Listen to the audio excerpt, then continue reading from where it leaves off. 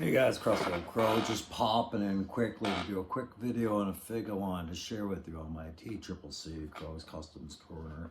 Uh, Guys, I apologize. I have slowed my roll and my momentum a lot lately, and it's because I've got some personal things going on, things that aren't great, but they're not fatal. Just it's a change of pace for the crew, and I've had to look at a lot of real estate lately.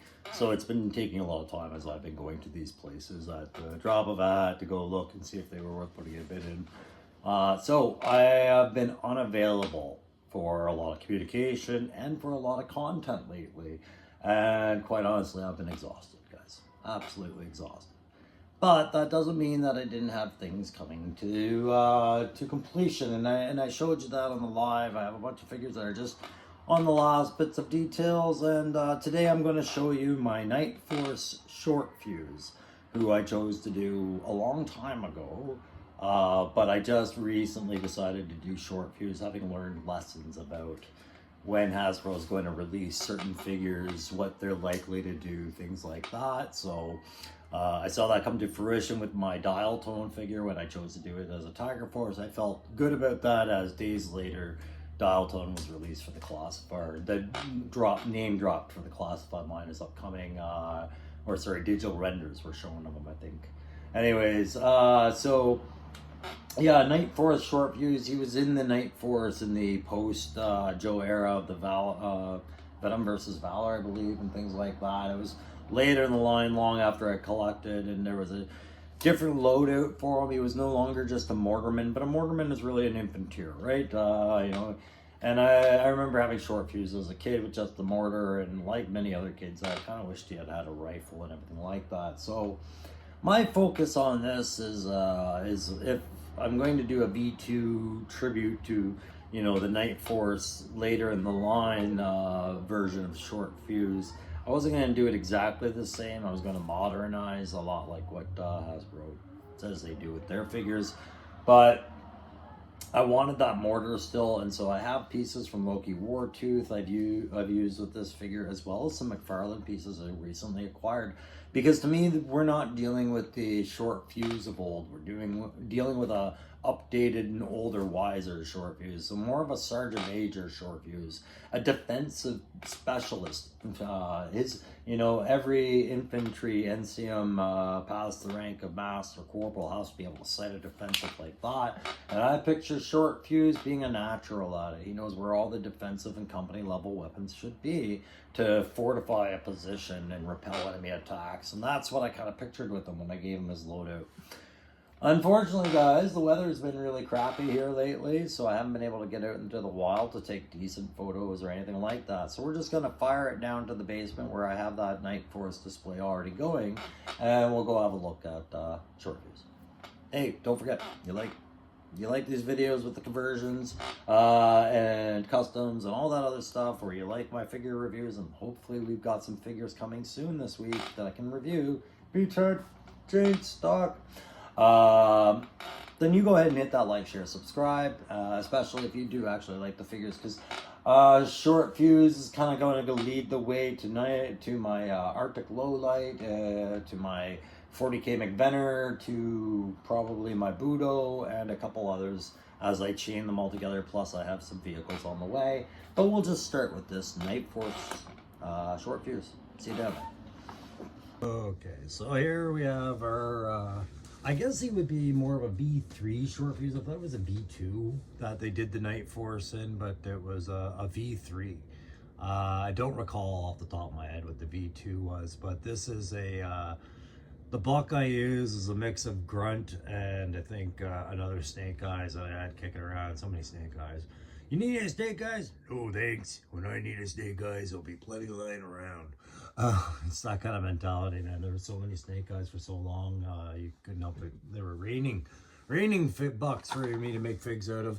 So anyways, the 2004 short fuse was the one I was thinking of, if I made reference to anything otherwise. In the past, when I was talking about this figure, it was a 2004 V3 short fuse. But as with always, you know, I wanting to complete the original 13 in my own way, right? I bought a clutch without a vamp just so I could say I was doing that. I built a Steeler for myself. I got to tweak him up and because I think I could make him even better now that I've been doing this a little bit longer. But yeah, I've got a Zap ready for myself now on my shelf as well from when I started doing this as well. But Flash Grand Slam, I'm not going to bother doing because I know they've got figs on the way. It's just, I don't know when we're ever going to get the OG 13 done. Nonetheless, I chose to do this one, and like I said, I chose to do it in the Nightforce colors. Pardon me if you see a cat suddenly smash through everything here. But the Nightforce colors, because I like having a Nightforce, and I kind of resent how they're Walmart exclusives more or less. So I decided I was gonna dedicate a couple customs based off things I was seeing from them in 2004. So I always like to start off with the file card. I think that's the go-to for everything. So Mortar Soldier Short Fuse, his real name is Eric Friedstad.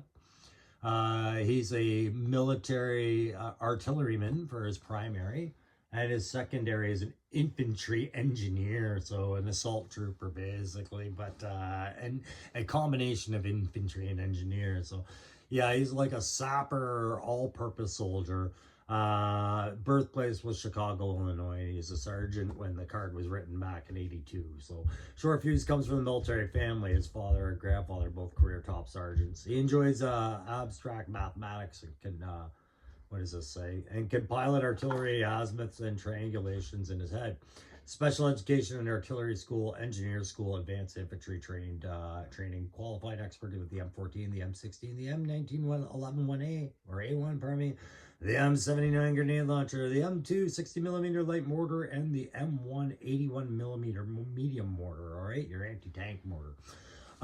Short Fuse is what's it say? Logical and sensitive. He has a tendency to blow his stack, hence the nickname Short Fuse.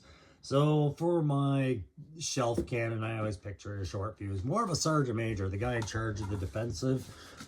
This is a Loki Wartooth head I used to just kind of give him a more common head, but I wanted to have some, oh geez, I gotta get this back up in camera's view here. I wanted to have it more as a something that would fit headdresses that I could get on there. Pardon me for the angles, guys. But so we've got a Tilly hat for him there. All this courtesy of my friend Loki Wartooth and his 3D printed parts. So I got the Tilly hat. It's got a little bit of camo on it as well. We got that in there. So I'm just going to move the camera back so I can manipulate this a bit. As you can hear, my family's back with groceries. Yay. All right. There we go. So I tried to make the camo on the hat match the camo on the pants a little bit. And I didn't go as far as what they did with the camo on the V3. I wanted to simplify. So the backpack, also a Loki Wartooth piece. And you can see I've got these loose mortar rounds that I just finished up. I didn't have them done when I did my live the other day when I was showing these. But there you go. So very versatile little kit for that. 2-piece mortar assembly. This piece does clip into that part of the backpack. This piece, although very shallowly recessed, was designed to fit into the side, but it's not as tight as the other piece, so I don't bother. I just rather have the mortar set up. And then, like I said, you can see if I were to remove these pieces in the backpack, you can see that there's a spindle underneath that I didn't finish painting. Good on you, Crow. Forgot all about it. I'll just drop these mortar rounds. That's always wise. But he's got some tooling there, you know, to set things and repair things. And it's all part of a very versatile, like I was saying the other day, versatile support pack. You could use this as a saboteur or as an engineer or demolitions, and it would all have kind of the right feel to it. The MP5 boarding gun that I got has a little red band to denote that he was Nightforce for how I wanted him. That actually came out of that bag of little 3 3/4 cheap Action Force soldiers, or whatever they were, soldiers. Not Action Force, but maybe they were Action Force.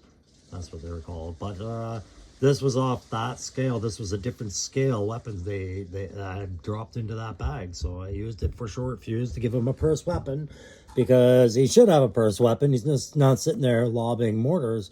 But I also put him in charge of the McFarlane 60 millimeter grenade launcher gun that I had picked up in that same bag. I gave him charge of that.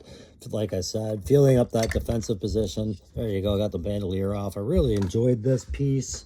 Thought that was a great steal. For $3.99 alone Canadian, I would have paid this 100 times over. But to get the bag that I got with all those versatile little pieces was amazing. Again, that feed tray that lifts up, it actually seats that bandolier of grenade ammo. Just an amazing little piece that now belongs to Short Fuse. So turned my Nightforce Short Fuse into a little bit more deadly kind of defensive specialist in doing so. And that's where we are with that. The last feature I will add, guys, is when I can, I do go as old school as I can. I didn't give him a pistol. He does have Nunchuck's knife up there. This is Nunchuck's harness over Grunt's torso and Snake Eye's legs, but managed to get a 3D printed helmet out of Loki, and I had this from a hockey figure from Dragon Imports. And there we go. Now we've got a little bit more traditional looking Short Fuse, right? Or am I wrong about that? Let's see, just a sec. Let's turn them. Maybe it's not as traditional looking as I was hoping. But I think it's just another option. Yeah, we get those. Oh, that's why it doesn't look right. I had it seated off to the side a bit. Yeah, I don't think that visor lined up necessarily the best, but I don't necessarily want to use this helmet either. It just couldn't reach over to this bracket, and maybe what I'll do is I'll pluck it off and I'll build an extending bracket. It just won't be your traditional single clear visor, but I think I'll rework that visor for it. Not overly fond, and that just got finished up this morning and didn't really look at it on his head very well, but just to show you, it's a consideration we have to have there, right? So Short Fuse overall. The other thing I didn't do is I didn't cam up his face. Pardon me, where my lens is. Didn't bother camming up his face like they did with the V3. I wanted to focus more just on the plainness that I appreciated of the OG13. That's what I really like about the OG13. After that first wave of the original Joes, everybody got more costumey, more individual. The OG13 wave, that first wave, was the first time and last time I really saw Joe really pushing a uniformed vibe. And that's what I always liked about the military feel of it, is when you troop build, you get that uniformed vibe back in Classified, right? So I think that's why the troop building feels good, and that's why the OG13 always feels like a great original concept line, because they all complemented each other so well. Anyways, guys, that's going to be it for this one. That's my Short Fuse, and we will see you next time when I do some more customs and stuff like that. Thanks very much. Don't forget to hit that like, share, subscribe.